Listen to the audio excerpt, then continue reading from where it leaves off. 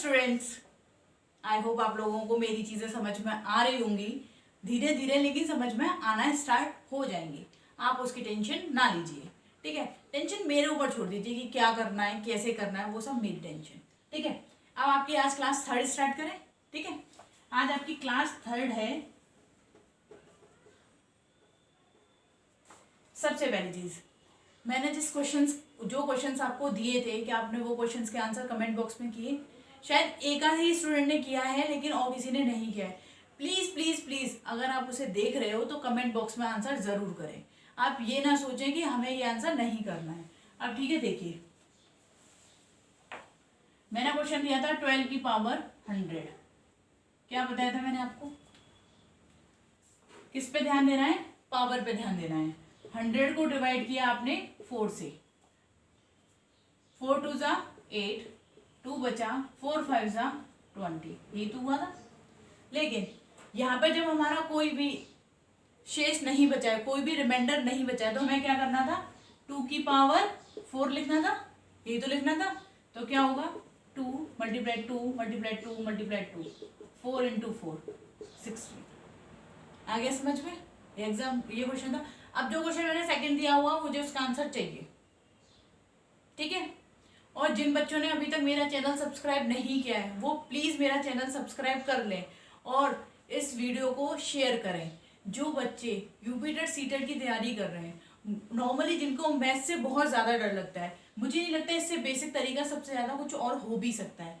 Please आप उसे share करें और वीडियो को, चैनल को सब्सक्राइब ज़रूर करें। चैनल के सब्सक्राइब करने के बाद आपके साइड में बेल आइकन दिया हुआ है, वहां पे आप टिक करने के बाद जब आप वहां पर क्लिक करोगे तो वहां पे ऑल पर जाकर आप टिक कर देना, जिससे कि आपके पास सारी नोटिफिकेशंस जा चुके हैं। अब मैं आगे स्टार्ट करती हूँ, ठीक है।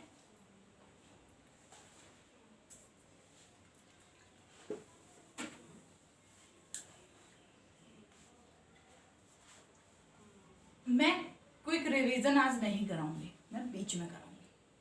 थोड़ा आगे एक्स्ट्रा भी तो पढ़ना चाहिए ना। अब आया आपका सहभाज्य संख्या। सह अभाज्य संख्या, ये 2 संख्याएं और रह गई हैं। इसके अलावा आपकी सारी संख्याएं फिनिश। आप लोग बहुत ज्यादा परेशान होंगे, कितनी सारी संख्याएं होती हैं, क्या क्या नाम दे रखे हैं, लेकिन आज आपकी सारी संख्याएं खत्म, टेंशन खत्म, ठीक है। सहभाज्य संख्या, सहभाज्य संख्या ज्ञात करने का तरीका, अगर आपके पास है 2 4, सहभाज्य संख्या वे संख्या है जब आपके पास 2 संख्याएं दी हों और उनमें से कोई कॉमन फैक्टर निकल रहा हो। कॉमन फैक्टर यानी कि दोनों संख्याएं किसी एक संख्या से विभाजित हो रही हो, वो संख्या होती है आपकी सहभाज्य संख्या। जैसे आपके पास एग्जांपल दिए 6 और 8 का। 6 और 8 में कौन सी चीज कॉमन है? 2 कॉमन है। 2 6 से भी कटेगा और 8 से भी कटेगा। इसका मतलब सहभाज्य संख्या कैसी होती है? जिन दोनों संख्याओं में कोई भी एक कॉमन फैक्टर निकल रहा हो, कोई भी एक कॉमन को क्या बोलते हैं, जो भी कॉमन फैक्टर निकल रहा हो उसे क्या बोलते हैं आप? सहभाज्य संख्या, ठीक है। सह अभाज्य संख्या वे संख्याएं जिनमें कोई भी फैक्टर ना निकले, जैसे 5 और 7। आप एक को कभी भी नहीं गिनोगे। मैंने एक चीज बताई थी अभाज्य संख्याओं में भी, जो खुद से और एक के अलावा किसी और से विभाज्य ना हो, वो अभाज्य संख्या थी। सेम ईयर कॉमन फैक्टर केवल 1 आएगा, इसमें और कुछ नहीं आएगा। 5 और 7 किसी और से नहीं कटेंगे, इसलिए ये क्या हो गई आपकी? सह अभाज्य संख्या, ठीक है। इतना समझ में आया आपके? अब आप पूरा रिवाइज करेंगे सारी संख्याओं का, ठीक है।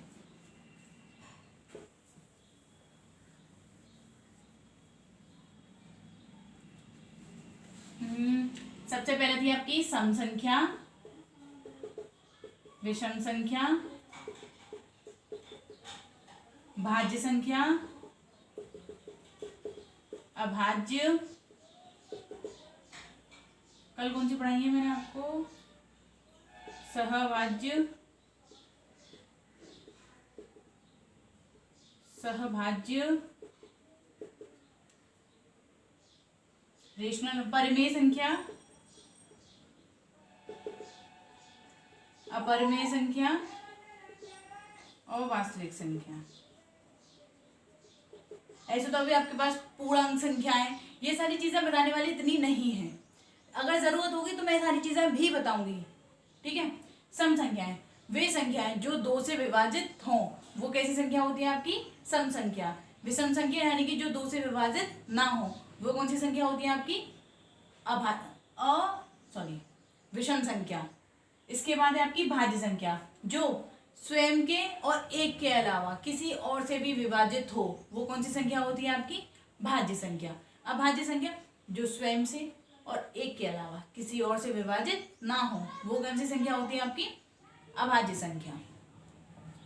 अब आया आपका परिमेय संख्या, जो p/q के फॉर्म में लिख सके, वे संख्या कैसी होती है आपकी? परिमेय संख्या, ठीक है।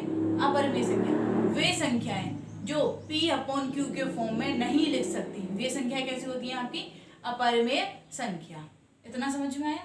इसके वास्तविक संख्या जो परिमेय और अपरिमेय दोनों हैं, वे कैसी संख्या है आपकी? कैसी संख्या है? वास्तविक संख्या। सहभाज्य दोनों संख्याओं में से कोई कॉमन आ जाए, सह अभाज्य जिसमें से दोनों कॉमन ना आए। यानी कि सहभाज्य से मतलब हो गया जो स्वयं, आपके ये समझ में आ रहा होगा, इन दोनों में एक चीज कॉमन है, केवल एक कॉमन फैक्टर आएगा इसमें, और इसमें कोई और कॉमन फैक्टर आएगा। इतना समझ आया? ठीक है। अब डिविजिबल वाला तरीका मैं आज नहीं बताऊंगी, केवल मैं रिवाइज कराऊंगी। क्यों? क्योंकि अगर मैं एक्स्ट्रा पढ़ाऊंगी तो आप लोग कंफ्यूज हो जाओगे। उतना ही रहने देते हैं, क्योंकि आज मैं वीडियो थोड़ा जल्दी अपलोड कर रही हूँ। सेकंड क्लास भी मैंने कल ही डाली है, आज थर्ड क्लास मैं आज ही अपलोड कर रही हूँ, तो इसलिए मैं ये सोच रही हूँ कि थोड़ा रुक के, इसलिए मैं आज रुक रही हूँ। देखिए, 2 से विभाजित वाला 3 से, 4 से, 5 से, 6 से, 7 से, 8 से, 9 से, 8 तक, यहीं तक तो पढ़ाया मैंने भी आपको। चलो बता ही देती हूँ, 9 से और 10 से 2 एक्स्ट्रा पढ़ा देती हूँ, कोई बात नहीं है, बहुत ईजी है, ठीक है। टेंशन मत लो, बर्डन मत समझो मैथ्स को। धीरे धीरे धीरे धीरे आपका लेवल हाई होने वाला है, ठीक है। 2 से जिसका इकाई अंक 2, 4, 6, 8 और 0 हो। 3 से संख्याओं का जोड़ बटे 3, 4 का इकाई और दहाई बटे 4, 5 का 0 और 5, 6 का जो 2 से और 3 से दोनों से विभाजित हो जाए, 7 का इकाई अंक का दुगना करना है। थोड़ा कंफ्यूजिंग है 7 का, मैं मानती हूँ, लेकिन इतना भी नहीं है। इकाई अंक का दुगना करके बची हुई संख्या में से घटाने पर अगर वह 7 से विभाज्य है तो वह संख्या 7 से विभाजित होगी। 8 से लास्ट की कितनी डिजिट देखनी है? 3, इकाई, दहाई और सैकड़ा। यहाँ तक पढ़ाया था, अब आपका मैं पूरा रिवीजन करा चुकी हूँ। अब 9 से देखिए, 3 में क्या पढ़ा था? संख्याओं का जोड़ बटे 3। तो 9 में क्या होगा? संख्याओं का जोड़ बटे 9। कैसा लगा? इजी है ना? टेंशन मत लो, टेंशन नहीं आने दूंगी मैं, ठीक है। जैसे 7 2 9 है, 7 2 9 है, 7 और 2 9 और 1 9, 18 बटे 9 बराबर 2, मतलब 9 से डिविजिबल है ना? तो यानी कि 9 से विभाजित का रूल क्या हो गया? संख्याओं का जोड़ बटे 9। इतना समझ में है? 10 का, 10 में कुछ नहीं है, लास्ट में एक 0 आ जाए बस।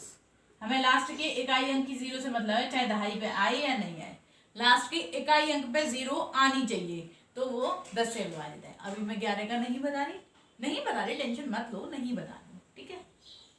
अब आगे बढ़ू थोड़ा, ठीक है। मैंने आपको फर्स्ट क्लास में बताया था स्थानीय मान, याद है? जिन बच्चों को याद है वो एक क्वेश्चन करके बता दो बस मुझे।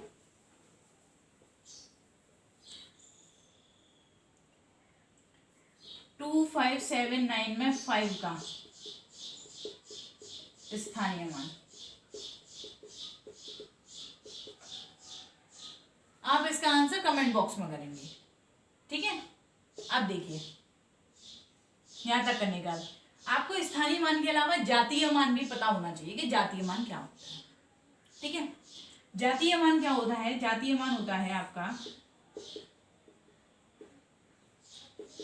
जिस संख्या का पूछा है वही संख्या लिखनी है, जिस संख्या का पूछा है वही संख्या लिखनी है।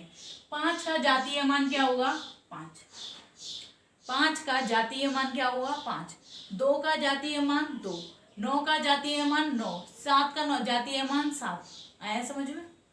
अब एक क्वेश्चन बताइए, अगर मैं पूछूं 9382 का मैं 3 के स्थानीय मान और जातीय मान में अंतर ज्ञात करो। इसके स्थानीय मान में और जातीय मान में डिफरेंस ज्ञात करना है। ठीक है, अब स्थानीय मान क्या होगा? 3 का 300। जिसको ये समझ नहीं आया वो फर्स्ट वीडियो सबसे पहले देखे, मैंने फर्स्ट डे बहुत अच्छे से समझाया है। ठीक है, माइनस जातीय मान कितना होगा? 3 का। 3 का जातीय मान कितना होगा? 3। 300 में से 3 गया तो 297। आ गया समझ में आपको? केवल आपको जातीय मान समझना था कि जातीय मान होता क्या है। अगर वो कहते कि 3 के स्थानीय मान और जातीय मान का गुणा करके बताओ तो 300 गुणा 3 यानी कि 900। अब वो जातीय मान के साथ कितना भी खेले, स्थानीय मान के साथ कितना भी खेले, आप खेल जाओगे, खेल लोगे ना। किसी को कोई कंफ्यूजन तो नहीं है? अगर है तो नीचे कमेंट बॉक्स में लिखिए कि हाँ कंफ्यूजन है। ठीक है, अब इसके आगे का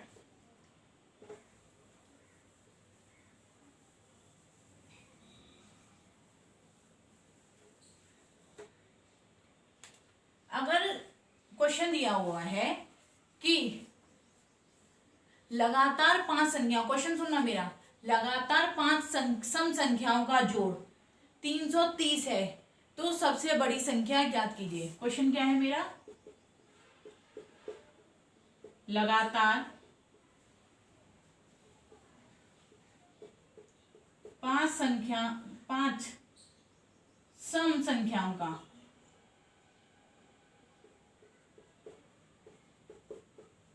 योग, ठीक है, 330 है तो सबसे बड़ी संख्या बताइए क्या होगी? अब मेरी बात सुनना, सबसे पहले आपको करना क्या है। लगातार का मतलब होता है जैसे 2 के बाद 4 आता है, 4 के बाद 6, 6, 8, 10, ये तो आता है इस तरीके से। अब आप ऐसे जोड़ कर करके तो देखोगे नहीं। तो मान लिया, माना प्रथम सम संख्या x माना है मैंने अपनी साइड से।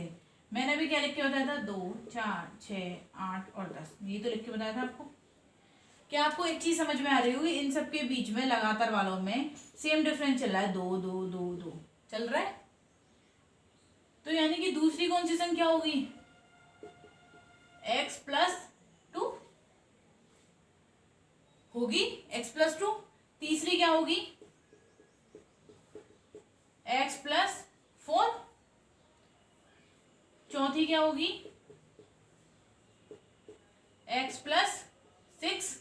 और पांचवी क्या होगी? x+10। ये किसके समझ नहीं आया? एक बार और देखिए। मान लिया पहली सम संख्या 2 थी, उसके बाद हमें डिफरेंस दिख रहा है 2, 2 का। बहुत लोगों को ये आ रहा होगा कि x+2 क्यों नहीं लिखा। अगर हम x+2 ही लिखेंगे तो दूसरी, तीसरी और चौथी, पांचवी सारी संख्या सेम नहीं हो जाएंगी। आप पहले से कंपेयर कर रहे हो। 2 से 4 में कितने का डिफरेंस है? 2 का। 2 से 6 में कितने का डिफरेंस है? 4 का। 2 से 8 में कितने का डिफरेंस है? 6 का। 2 से 10 में कितने का डिफरेंस है? 8 का। इतना समझ में आया? मैंने संख्याओं को लिखा है x, x+2, x+4, x+6 और x+10। इतना समझ आया आपको? अब देखिए,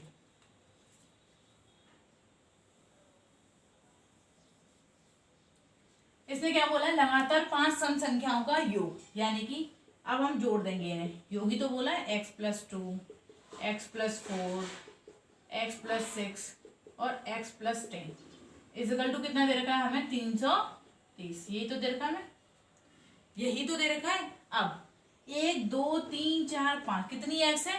5। तो यानी कि जोड़ने के बाद कितनी हो गई? 5x। अगर एक एक एक एक एक तो 5 वाला लिखा हुआ तो 5 हो गया, x है तो 5x हो गई, प्लस 4 2 6 और 6 12 और 10 22 इज इक्वल टू 330।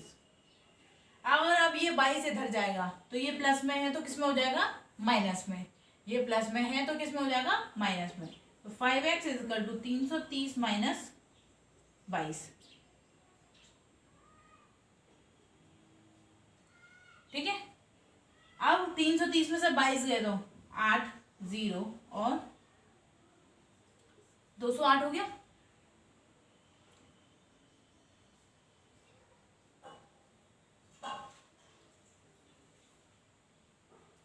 कहीं गड़बड़ तो नहीं गई। 4 2 6 6 12 12 22 जोड़ा, ठीक है, 1 2 3 4 5 330 है, x x ठीक है, 5x इज इक्वल टू, ठीक है, यही तो है। अब x की वैल्यू निकालो, क्या होगा, 208 बटे 5, 5 चौक 20, 5 एकम 5 पॉइंट 41.6। तो आपकी पहली संख्या क्या हो गई, 41.6, दूसरी क्या हो गई 43.6, चौथी क्या हो गई 44.6, 45.6 और 51.6। आया इतना समझ में। अब उसने हमसे पूछा क्या है, सबसे बड़ी संख्या, तो सबसे बड़ी संख्या कौन सी हो गई, 51.6। ठीक है, अब आगे देखिए, इतना आई होप आपकी समझ में आ गया होगा।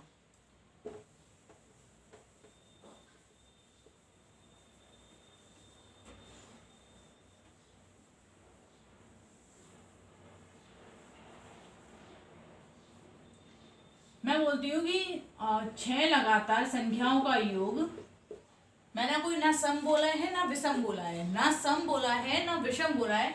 6 लगातार संख्याओं का योग 50 है तो बीच वाली संख्या ज्ञात करनी है। कौन सी ज्ञात करनी है, बीच वाली संख्या।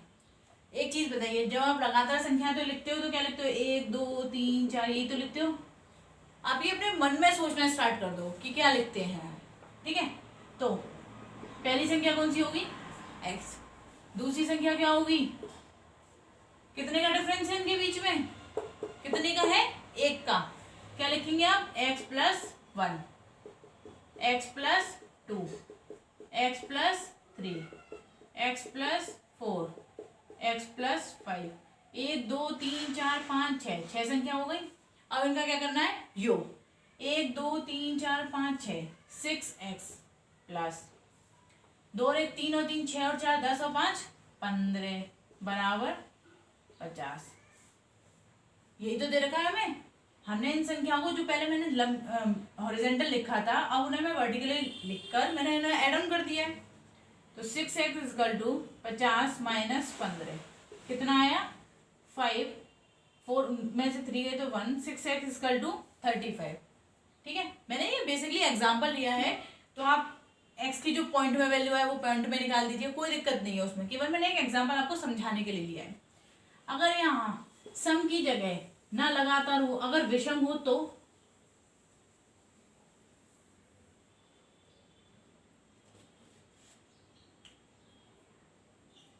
मैं कहूँ 3 लगातार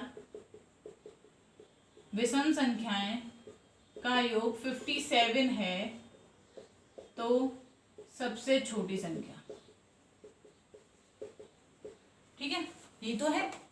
आप करेंगे क्या, आप एक चीज बताइए, 1 के बाद 3, 3 के बाद 5, 5 के बाद 7, ये तो आती है विषम संख्या जो 2 से विभाजित ना हो। मैंने सम विषम सब बता दिया है आपको, यानी कि लगातार कौन सी, 1 3 5 7, पहली विषम संख्या मान ली कितनी, x, दूसरी क्या होगी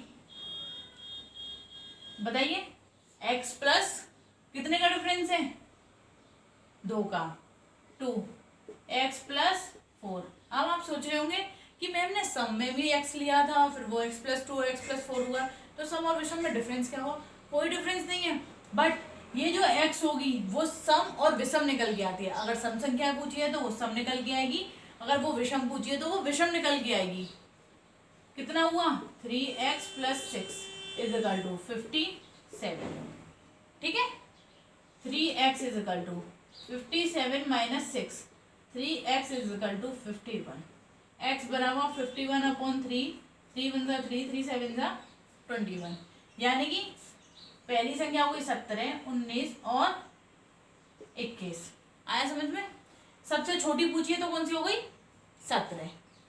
आई होप आपके इतना समझ में आया होगा। ठीक है,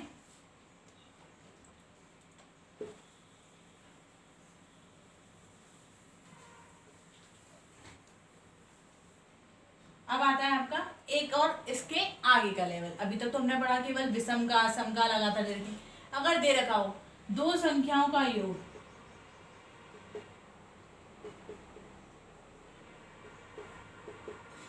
ये दे रखा है आपको 36। क्वेश्चन इस तरीके से होगा, यदि दो संख्याओं का योग 36 है और उनके बीच का अंतर, बीच का अंतर 24 है, तो बड़ी संख्या या छोटी संख्या वो कुछ भी ज्ञात करा सकता है।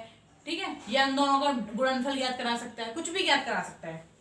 अब देखिए इसमें करना क्या है, इसमें करना यह है कि आपको दो संख्या माननी है अपनी साइड से, या तो a और b मान लो, x y मान लो, p q मान लो, कुछ भी मान लो, लेकिन दो वेरिएबल्स मानने हैं। क्या मानने हैं हमें? दो वेरिएबल्स।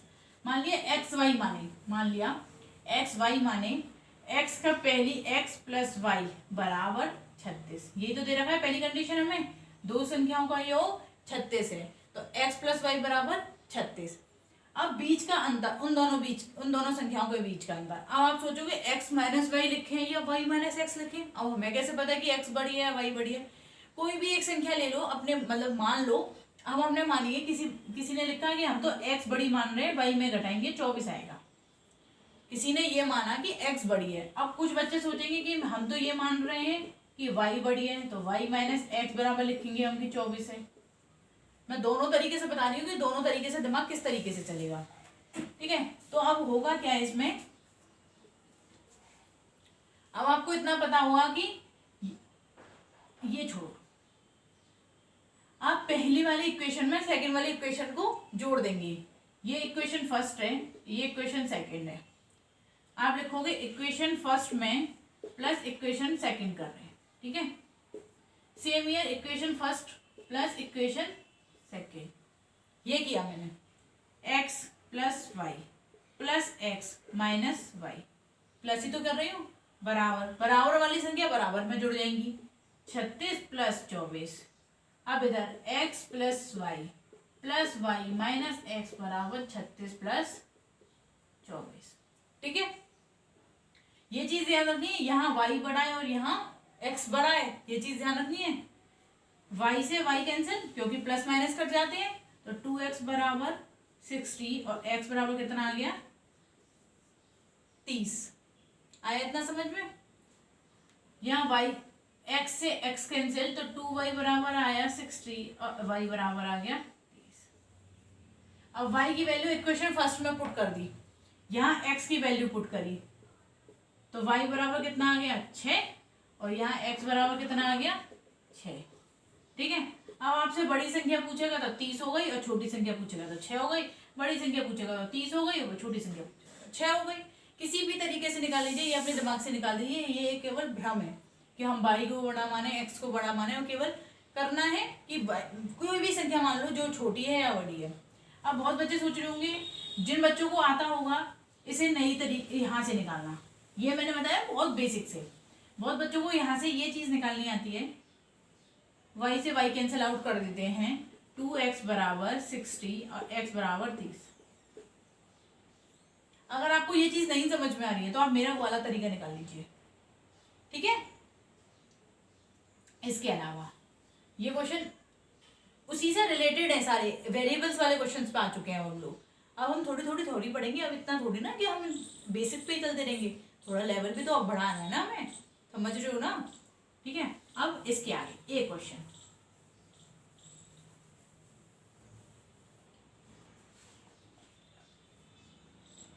दो संख्याओं का योग 48 है इनका अंतर 6 है, तो दोनों संख्याओं का गुणनफल ज्ञात करो।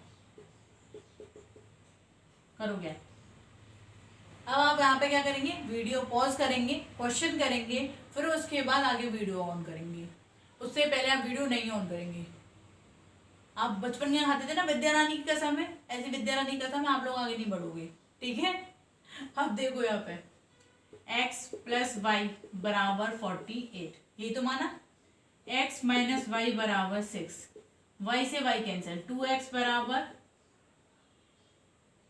54, x बराबर आया 27। आई होप ये तो आप घटा छोड़ लेंगे, यहाँ तक तो मैंने बता दिया था। और x की वैल्यू यहाँ पुट करोगे तो y बराबर आएगा आपका 21। यहाँ पुट करोगे आप 27 प्लस वाई बराबर 48, तो y बराबर 48 माइनस 27 यानी कि 21। अब बहुत बच्चे सोचेंगे कि सेकंड इक्वेशन में क्यों नहीं रखा, रख सकते हैं, रख के देखिए। 27 minus Y is equal to 7, 6, तो 27 minus 6 is equal to Y, Y is equal to आया आपका 20। इतना समझ में आया। y की और x की वैल्यू मिल गई हमें।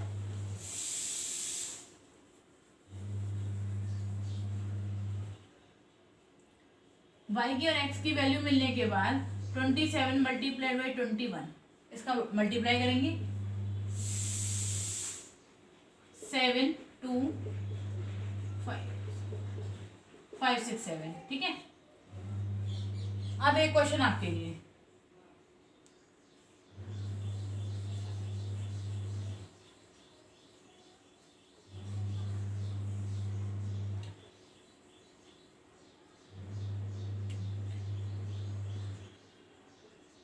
दो संख्याओं का योग 14 है, अंतर 2 है, तो उन संख्याओं का गुणनफल ज्ञात कीजिए, ठीक है।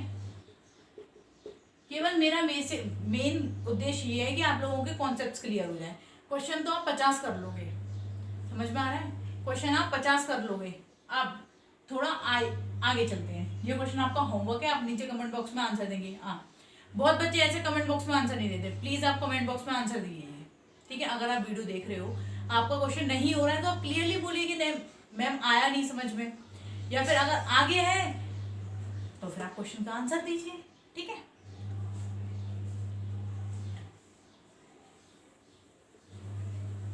अब देखिए, अगर दिया हुआ है दो संख्याओं का गुणनफल 270 है, अंतर दे रखा है आपको 8 है, ठीक है, तो दोनों संख्याओं का योग,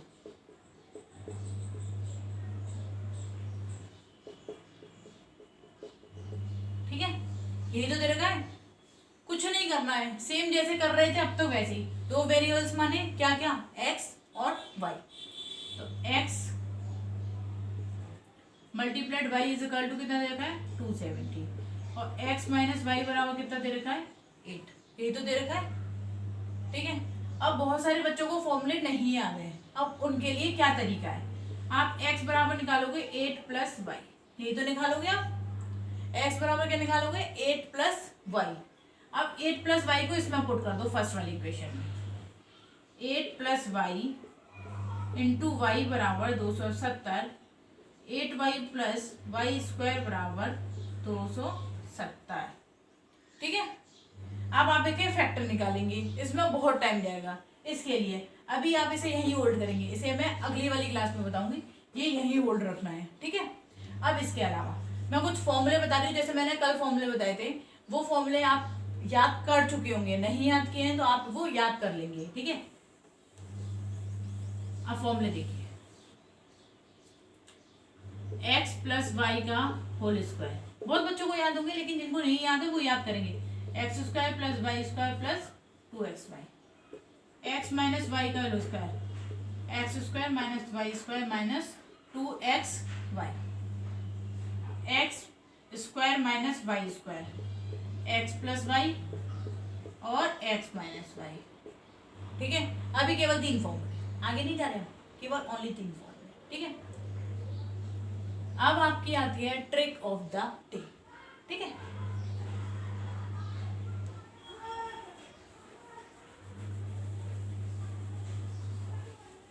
क्या आती है आपकी trick of the day. Trick क्या है, आज मैं बताऊंगी आपको किसी भी संख्या का अगर हमें 11 से मल्टीप्लाई करना है तो वो हम किस तरीके से करेंगे। 27 का 11 से मल्टीप्लाई करना है तो हम कैसे करेंगे, ठीक है। करेंगे क्या, इकाई अंक को ज्यों का त्यों उतार लिया, इकाई अंक को ज्यों का त्यों उतार लिया और जो दो इकाई और दहाई को जोड़ दिया, 7 और 2 9, 7 और 2 9, दहाई का अंक यू का यू उतार दिया 297, ठीक है। कितना हुआ 297। अगर मैं बोलूं 134 मल्टीप्लाइड बाई 1 1 करना है तो क्या करना है, इकाई का अंक ज्यों का त्यों उतारा 4, 4 और 3 7। अब आप सोच रहे होंगे दहाई अंक उतार दो, नहीं, रुकिए थामा 4 और 3 7। अब इन दोनों का जोड़ हो गया, अब इन दोनों का जोड़ 3 और 1 4, और लास्ट में कौन सी संख्या बची 1। नहीं समझ में आया, एक और देखिए 131 मल्टीप्लाइड बाई 1 1 करिए,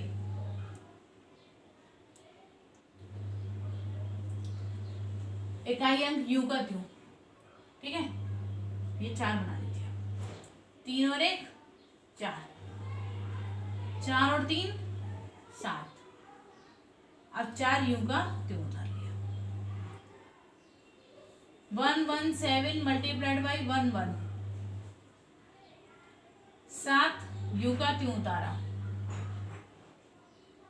7 यू का त्यों उतारा, 7 और 1 8, 1 और 1 2, 1 यू का 2, ठीक है। आई होप आप लोगों को मेरा सेशन अच्छा लगा होगा। अगर आपको मेरा सेशन अच्छा लगा है तो आप उस वीडियो को लाइक करें, शेयर करें और कमेंट करें। Thank you so much.